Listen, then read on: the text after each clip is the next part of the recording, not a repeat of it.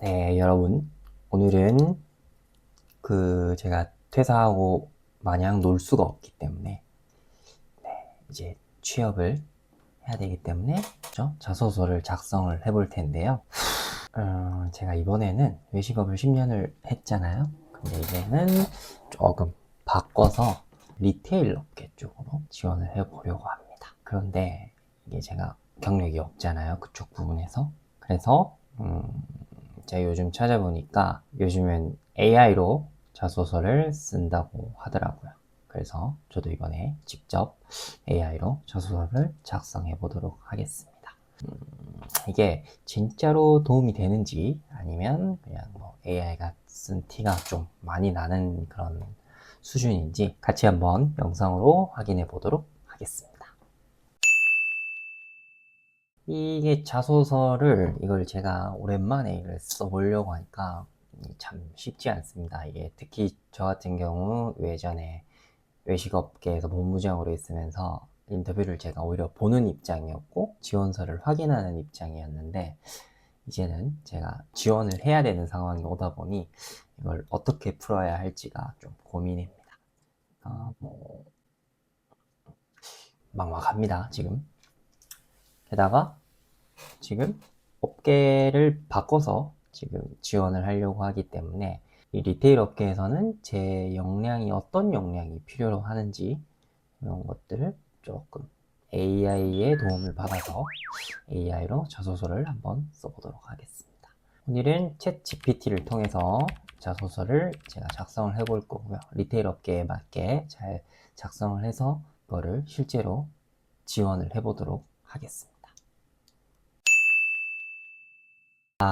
첫 번째로 챗 GPT 이제 화면에 들어왔는데요. 일단은 저도 유튜브를 통해서 공부를 했습니다. 배운 건데 요거 개인 설정을 들어갈 수가 있습니다. 그러면은 이제 챗 GPT가 어떤 대답을 해줬으면 하는지, 얘가 어떻게 사고를 해서 어떻게 대답을 해야 하는지 이런 걸 좀 설정을 할 수 있고, 그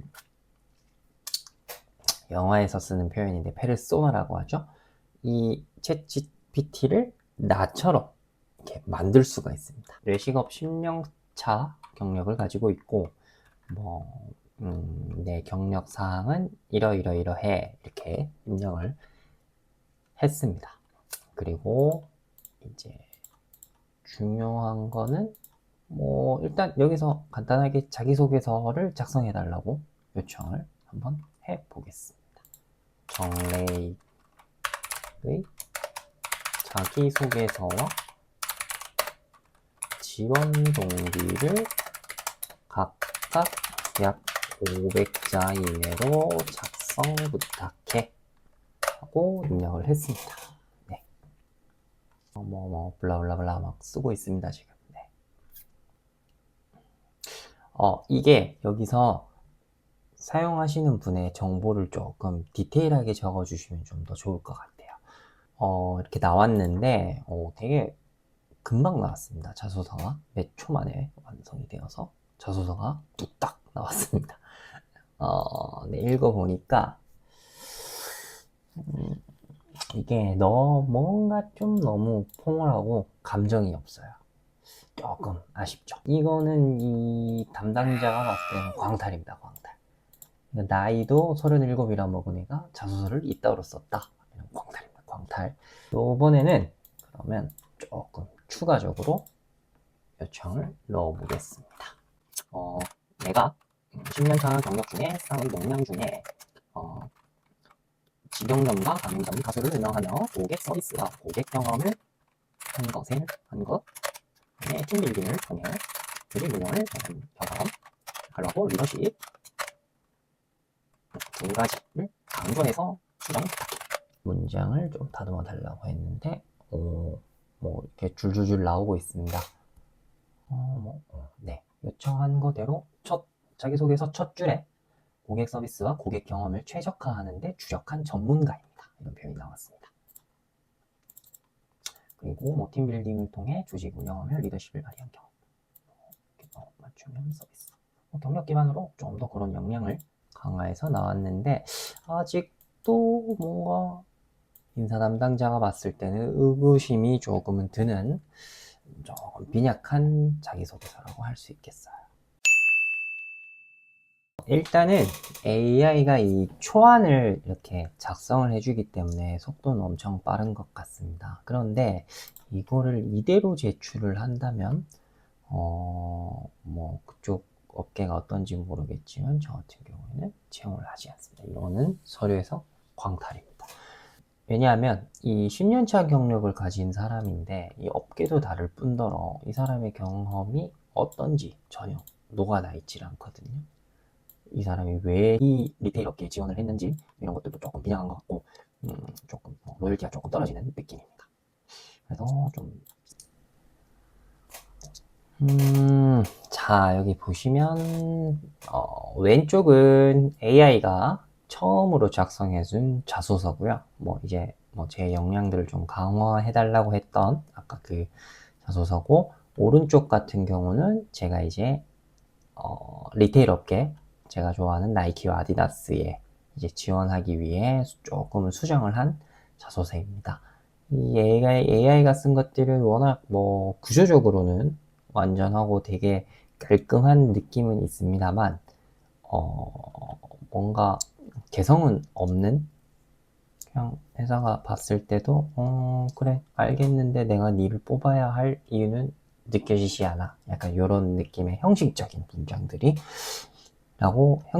문장들이라고 많이 좀 느껴지고, 제가 수정한 글은 이제 어릴 적 나의 이야기라든지, 왜 이 외식업을 그만두고 리테일의 업계에 관심을 가지게 되었는지 조금 더 구체적이고 저만의 이야기가 녹아져 있다고 볼 수 있죠. 하다 보니 느낀 점을 미리 말씀을 좀 드리자면, AI가 이 초안을 작성을 해주면 거기에다가 이제 계속 더 물음을 하고 수정을 요청을 해서 수정을 해 나가야 될 것 같습니다. 이걸 그대로 작성해서 제출하면은 제가 봤을 때는 좋은 결과를 얻지 못할 것 같습니다.